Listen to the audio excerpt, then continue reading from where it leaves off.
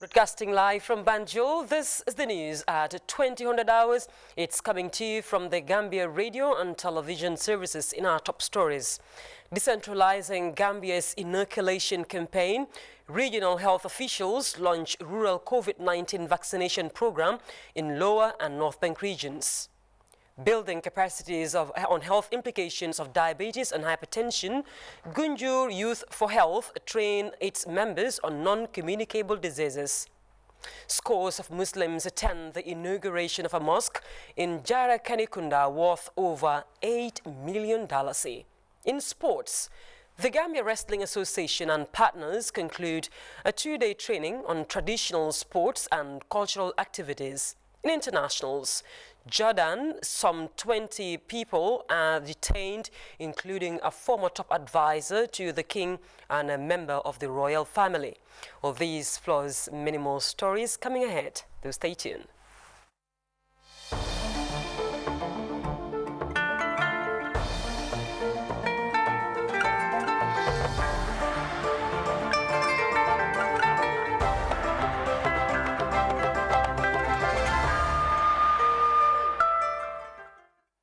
Welcome to the News at 8 with me, Fatmata Sise. We begin this edition of the news with health matters because a local organization called Gunjur Youth for Health on Sunday trained its members on non-communicable diseases, focusing on building capacities on health implications of diabetes and hypertension. Janke Ture was in Gunjur, and that brings us up to date. The day-long training on diabetes and hypertension by Gunjur Youth for Health is meant to build the capacities of members of the organization to better understand issues such as the causes and prevalence of the diseases. The coordinator of Gunjur Youth for Health, Ahmed Manjang, spoke on the significance of the most of these kids now, some are trainee medical doctors, some just qualified, some are nurses. But they prescribe these drugs, and these hypertensive and diabetic drugs, they control drugs, and they have some serious side effects if they are not properly managed. So that's why we call these specialists to come and build their capacity, advise them, how to go about it, and also give us an insight and understanding of diabetes, how it is developed, how it damage other part of the body and all that. Hypertension and diabetes, according to health experts, are two risk factors that can cause complications, including heart attacks and strokes. Reports also indicated a substantial overlap between the disease mechanisms of diabetes and hypertension. Knowing the common causes and disease mechanisms allows a more effective and proactive approach in their prevention and treatment. Dr. Abubakar just said physical activity is an important protective role in the two diseases. I think this is the most significant way that we can reach people. Diabetes and high blood pressure are the most common causes of disease and of death in the world, including the Gambia, and a workshop on this in the community to get the awareness of the community about it is really very, very important. It's very life-saving. It can save many, many lives. And the diet plays a role. The other thing that plays a role in both diabetes and hypertension, that's why you see them together, because they're related in the things that cause them, is our activity. Many people now, even a very short distance, they don't want to walk it. They want to take a car. So you can see somebody, a walk that would have taken them 15 minutes to walk, they will never take that walk. Among dozens of participants, mainly medical students, attended the training.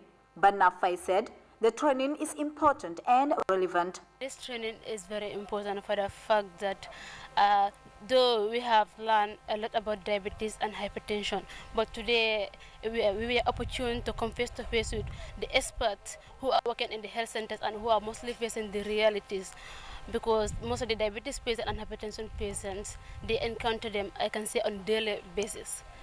So today this was a chance for us to come face to face with these experts, and then they tell us what they know. As the concerned illnesses pose health challenges, the training is expected to boost participants' knowledge and participation in the need to campaign against the two deadly lifestyle diseases. Janke Ture, GRTS News. We're staying with health matters because the Regional Health Directorate in the Lower River region has partnered with expanded program on immunization to launch the rural COVID-19 vaccine program in LRR. And this follows the launch of the national inoculation exercise by President Barrow earlier last month. Alajimbai tells us more. Since the discovery of the first case of COVID-19 in the Gambia in March last year, government has responded with series of interventions to contain the spread of the coronavirus. The most recent intervention is the securing of vaccines as efforts continue to vaccinate the population. The achievement is described as the biggest stride in the fight against the pandemic.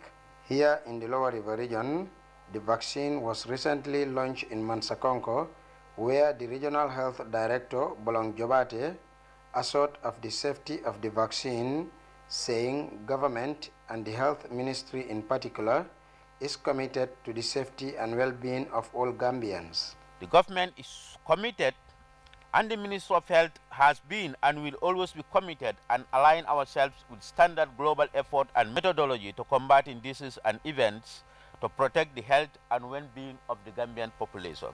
Looking at the youthful nature of the country, the Gambia, intends to vaccinate 1,389,110 people, and for LRR, the Lower River region, 58,547 people need to be vaccinated. The Governor of Lower River region, Rohi John Manjang, thanked government for effective COVID-19 response and recovery strategies. She calls on people to have trust in the health sector and health professionals and take the vaccine for their own safety. We have to trust the experts who are there to save our lives, who have tasked themselves to take up this responsibility as their core line of ethical value and educational field of studies. These are the doctors, the nurses. If they convince us, tell us that this is just the same as the malaria injection, this is just as the same as the usual chicken pox that we have been taking, the usual yellow fever injection. Why are we doubting them when we have accepted almost a dozen of injections in the past? So what is the change in the notion here? We have to accept them again. Mamanding Kinte of the expanded program on immunization at the Ministry of Health described the launch of the vaccine as the beginning of the end of the COVID-19 pandemic. She assured of the safety of the vaccine. Before any vaccine is introduced in the country, WHO has to pre-qualify or approved for emergency use list. And in addition to that, the Gambia government, under the leadership of medicine control, will also have to endorse the vaccine. And COVID-19 vaccine has passed all these due processes and showing to the population that the vaccine has been tested, approved, and its safety is being assured. So on that note, I encourage the population, especially those that fall under the priority risk, especially the health workers, those with comorbidities, and also those aged 65 and above. As we are currently giving them the vaccine, let them come out in their large numbers and make best use of the vaccine. The chief of GRTS, Alhaji Yaya Jajusi, thanked government for acquiring the vaccine, citing the negative impact of COVID-19 on lives and livelihoods. The governor, other senior government officials, and some members of the public took their first dose of the vaccine at the event and now await the second dose, which should be taken after 8 weeks. Alajimbai, GRTS News. Elsewhere in the North Bank region, our regional correspondent Famara Kanyi covered the commencement of the COVID-19 jab administration, and he brings us up to date. A split second of pain backed by anxiety for this adult is several years of life-saving protection. The Ministry of Health is leading the vaccination campaign, hoping to vaccinate over 1 million people in the near future. In the North Bank region, 4,000 doses of the AstraZeneca vaccine were received. Health officials said the first consignment of doses is prioritized for the elderly, people with underlying medical conditions, and frontline workers in the health facilities. George Sonko, chief of Lower Nyomi, and Mamoudou Chati Cham of Upper Nyomi also joined the long queue to take their first dose of the AstraZeneca vaccine at the Essew District Hospital. Vaccinating senior government officials in the region will encourage communities to take up the injection after the circulation of a video on various social media platforms denouncing the efficacy of the vaccine. We must close our ears to those few elements among us spreading false information about COVID-19 vaccine and dissuading people from taking the vaccine. Through false rumors and misinformation, so many people are dying and will continue to die due to lack of being vaccinated. Therefore, we must not allow the disease to gain a foothold in our country, now that the vaccine is available, to prevent the population. We can save our country, our continent, from being a reservoir for COVID-19 disease. The vaccine is safe, it's good, come and take yours. This traditional communicator is trying to send a message to our local audience. Whilst the vaccination is ongoing, communities are still advised to continue respecting the COVID-19 regulations. The government of the Gambia only accepts vaccines that are safe and effective, and these vaccines have passed the test. The Gambia government, in collaboration with its traditional and development partners, had come together in an unprecedented fashion to support the Gambia government in its drive to combat the disease in this country. The entire government machinery has been mobilized by the President to respond to COVID-19 pandemic and its ratifications.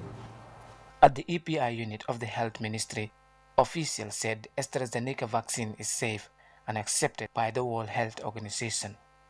Since the North Bank is divided into two administrative health regions, Farafenni General Hospital North Bank East have started administering COVID-19 vaccine to regional officials, which included the governor of the region, the chairman of the Kerawan Area Council, the chief of Central Badibu District, and frontline health workers. The vaccine, according to officials, is not for sale.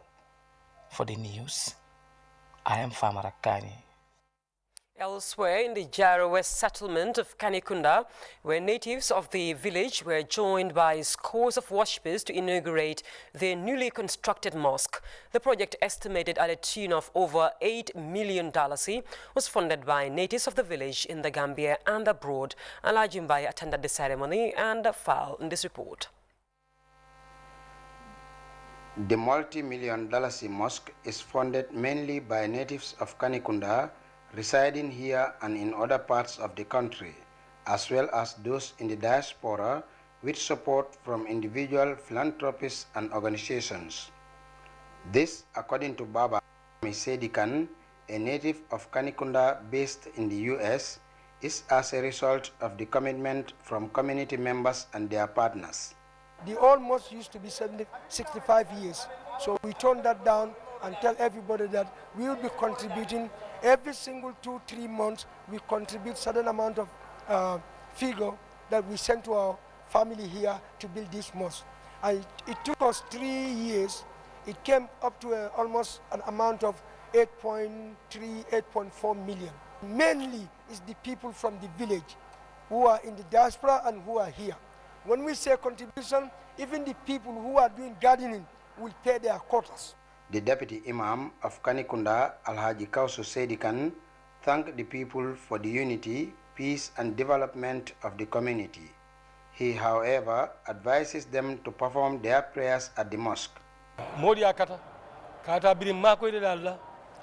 People have tried very well, including those here and in the diaspora and our partners, and now the mosque is completed. We thank everyone and advise people to come to the mosque to perform their prayers. That is the importance of the mosque, but not its beauty. I'm very hopeful that with the way people used to come to the mosque and attend prayers here, that wouldn't be a problem. Every prayer here is attended like Juma prayer. In his inaugural sermon, Imam Arfang Sidi Sedikan of Tabokoto called on people to be God-fearing, nurture peace and stability, and strengthen the Islamic faith. The Imam of Kanikunda, Ba Khalifa Sedikan, prayed for the continued peace and development of the village and the country at large. The inauguration of the mosque was attended by the party leader of the United Democratic Party, Lawyer Usainu Dabo, accompanied by a high-powered delegation of the UDP, including the Mayor of Banjul, Rahim Malik Do, Mayor of KMC, Talib Ahmed Bensouda, and the Chairman of Mansakonko Area Council, Landing B. Sane, as well as the Deputy Speaker of the National Assembly, Honorable Momodu Sane, and Alhaji Conte, amongst other dignitaries. Alhaji by GRTS News. We'll take a break now. Sport news up next. Do stay tuned. Imagine your life without connection.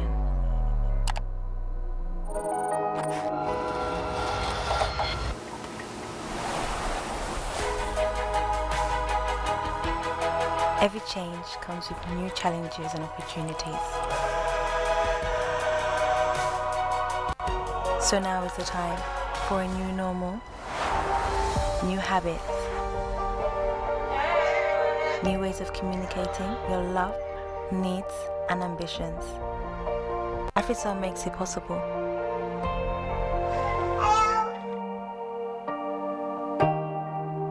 Staying apart, together, with one heart.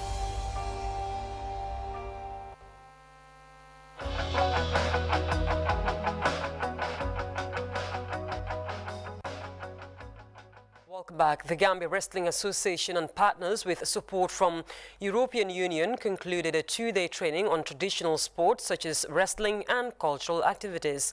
You are our correspondent, Saidu Kamara, covered the event and the file in this report.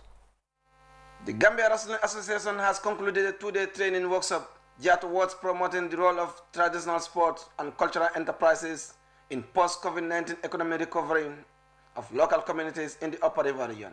The training attracted 20 participants, including wrestlers, promoters, traditional singers, regional committee members, and drummers across the regions.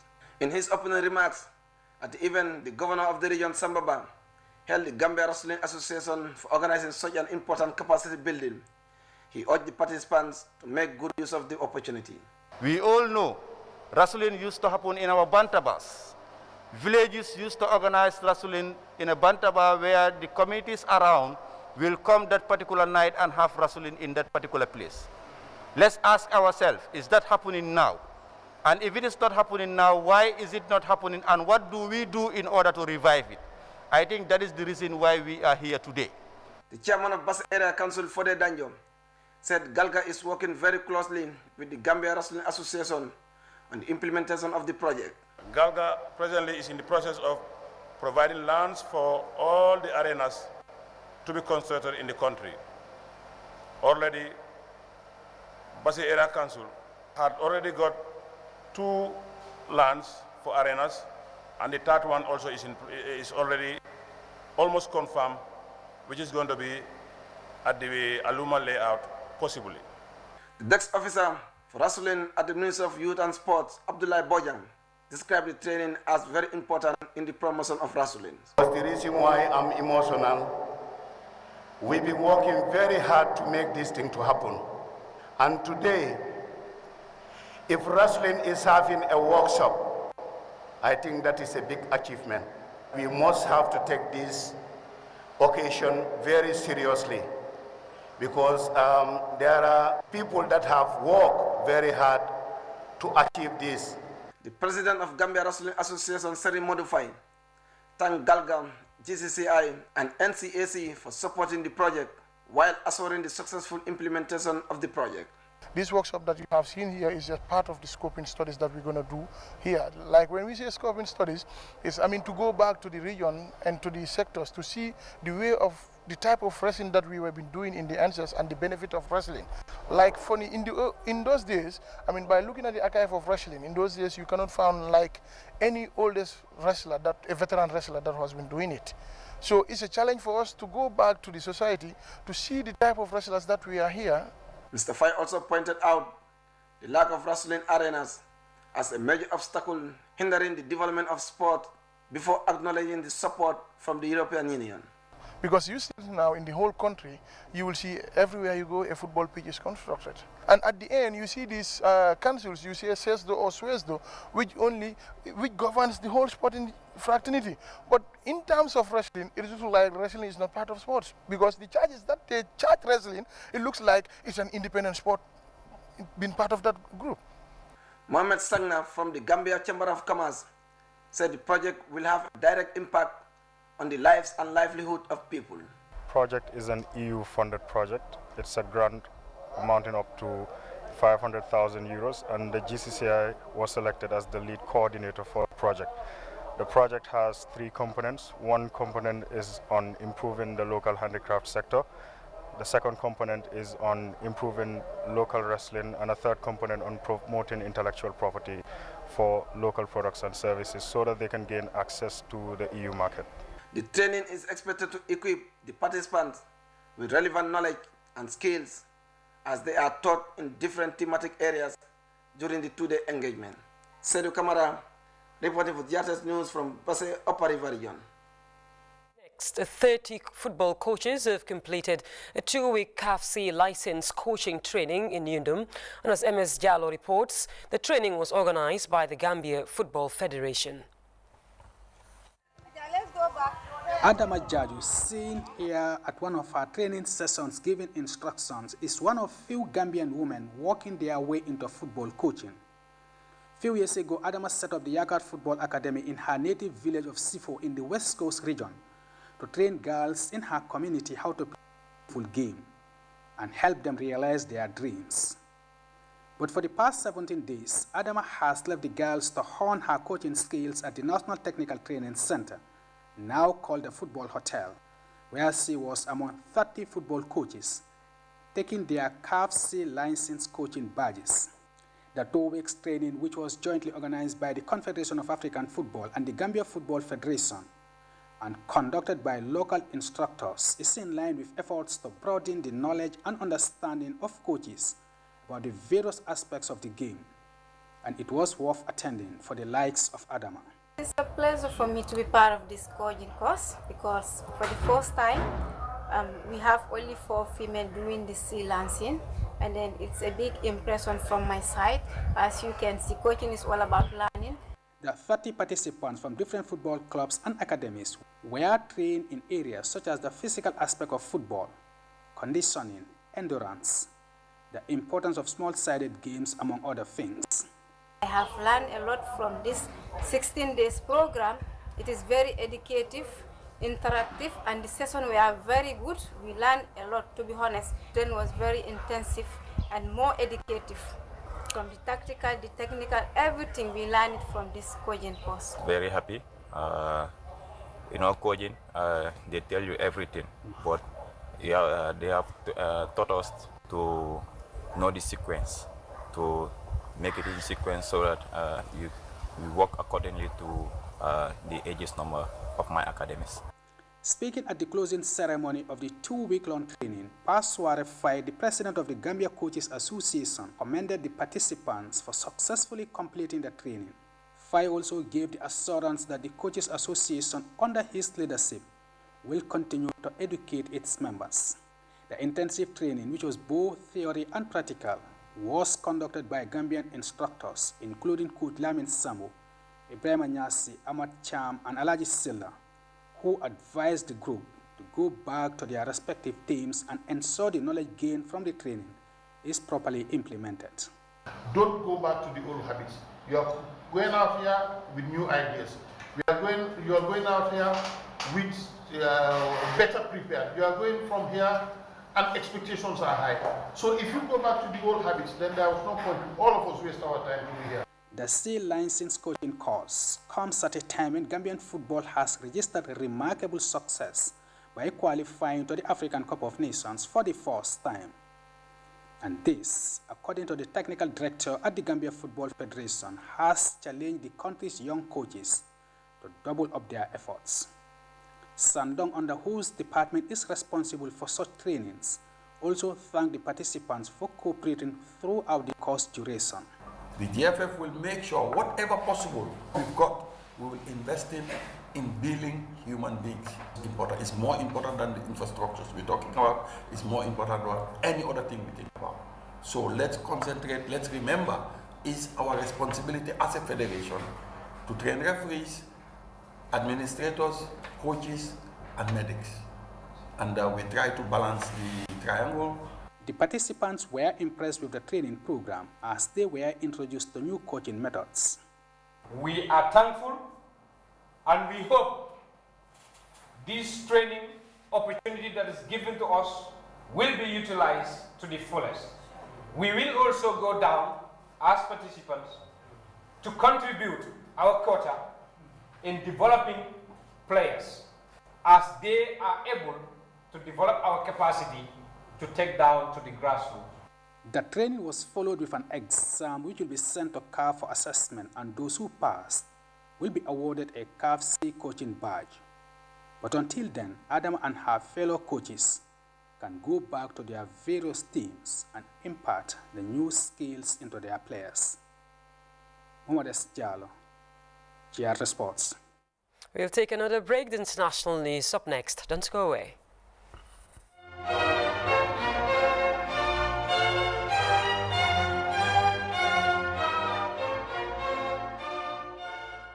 Welcome back. We're going straight to Jordan, where some 20 people were detained, including a former top advisor to the king and a member of the royal family, a former crown prince Hamza bin Hussein, who lost his crown in 2014, says he is also being prevented from leaving his home, which the military has denied. Let's hear more in the CGTN report. The half-brother of authorities in Jordan say several high-profile figures have been arrested for security reasons in an apparent coup attempt. Now, some 20 people have been detained, including a former top advisor to the king and a member of the royal family. Former Crown Prince Hamza bin Hussein says he's also being prevented from leaving his home. The military refutes this. The half-brother of King Abdullah II is accusing the government of corruption, but denies his part of it. And in Abu Dhabi, United Arab Emirates hosted a climate dialogue for the Middle East and North Africa on Saturday. U.S. Special Envoy John Kerry joined the talks and called for regional preparations and more ambition for the countries in the region in tackling climate change ahead of the UN Climate Summit taking place later this year. U.S. President Biden is expected to announce a new target for reducing emissions as part of efforts to bring America back to the international table. We have details in this CGTN report. Taking part in these climate dialogue hosted by Abu Dhabi. It's set to focus on regional preparations ahead of the United Nations Climate Summit taking place later this year. Ahead of this meeting, the US Special Envoy on Climate has said discussions will focus on how to raise ambitions when it comes to tackling climate. Whilst Gulf countries such as the UAE and Saudi Arabia have increasingly begun looking at sustainable solutions and green energy as they try to transition their economies away from reliance on fossil fuels, fundamentally, most Gulf nations are still major oil and gas producers with some of the highest per capita emissions on the planet. That said, on the eve of this meeting, Kerry was shown some sites attempting to address this imbalance, such as a massive solar plant in Abu Dhabi and the use of mangroves to try and capture carbon. In the build-up to this dialogue, Kerry has also raised the possibility of working with China to tackle climate change, saying he was hopeful they can find common ground despite differences in other policy areas, a sign of somewhat more conciliatory approach to Beijing from the Biden administration than was seen under his predecessor, Donald Trump. President Biden is expected to announce a new target for reducing emissions at a global summit to be hosted later this year in the US. Kerry's attendance today in Abu Dhabi is seen as trying to lay the groundwork ahead of that summit. Kerry's take. And the Biden administration has agreed to grant more than 320,000 Venezuelan refugees temporary protected status due to political and humanitarian crisis in their home country. Let's hear what the immigrants have to say about this decision. The announcement has many Venezuelans celebrating. The Biden administration was granting them temporary protected status, or TPS. Today, the whole of Venezuela celebrates. It celebrates because more than 320,000 Venezuelans living in the U.S. territory are going to benefit from the TPS. and the majority of them live in South Florida. Now they don't have to fear deportation and can legally work in the U.S. A lot of them have been running from persecution in Venezuela. There is a very big political and humanitarian crisis going on in Venezuela. And that's why the President Biden decided to designate Venezuelan as one of the countries to receive TPS. Church World Services hosted an immigration clinic to assist Venezuelans in South Florida with the application process. A few of them shared their stories. I was directly involved with the protests back in 2017, and that started the political persecution against me. I couldn't handle it anymore. It was unsustainable. Elin came with his family and hopes to stay. I truly hope there is a path to get our residency. That way we can continue establishing roots in this country and finally feel peace. Rosalba Bello says that her chance to stay in the U.S. was fate. 2 days before my return to Venezuela, I suffered a heart attack and couldn't fly back. She had come to visit her daughters who live in Miami. I have no idea what would have happened if I had the heart attack there. The situation in Venezuela is complicated in all aspects, even at hospitals. Foreign nationals from 12 countries, including Haiti, Honduras, Syria, and Yemen, now have this protection. To terminate it, the conditions justifying the extended stays must no longer exist. But this extension is not only temporary, it's also subject to reversal. A new administration can cancel a TPS designation at any time, like President Trump tried to do with Haitians during his term. The decision is now being debated in the courts. If these designations are rescinded, many of these immigrants will have to go back to a drawing board and wait for comprehensive immigration reform. Mitza Soledad Perez, CGTN, Miami. Let's take a look at our top stories now before we wrap up this edition of the news. Decentralizing Gambia's inoculation campaign, regional health officials have launched a rural COVID-19 vaccination program in lower and northern regions. Building capacities on health implications of diabetes and hypertension, Gunjur Youth for Health train its members on non-communicable diseases. Scores of Muslims have attended the inauguration of a mosque in Jara Kanikunda worth over $8 million.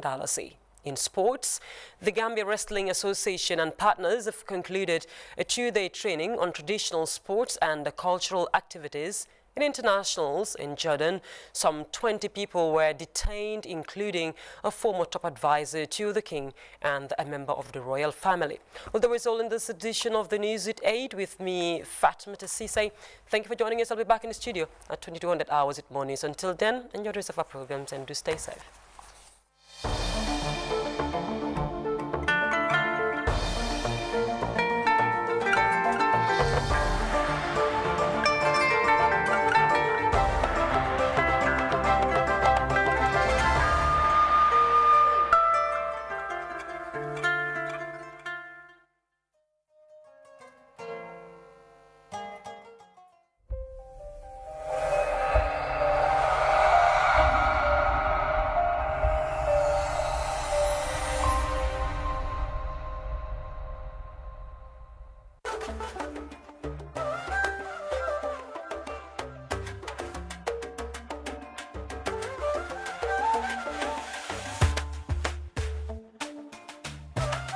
For the first time in the Gambia, your favorite GSM operator, Africell, is the first and only GSM operator to launch a brand new technology called the eSIM. The eSIM simply means you can use your phone without a SIM card. Do you have an iPhone 11, any of the iPhone X series, a Google Pixel 3, or any new phone that supports the e-technology? Then walk into any Africell customer care center and activate your eSIM today. With your virtual Africell SIM, you can use more than one number without having a physical SIM card in your phone. Enjoy this brand new technology for the first time in the Gambia, brought to you by Africell. eSIM, your phone without a SIM card. For more information, please call 111. Where Africell goes, nobody dares to follow.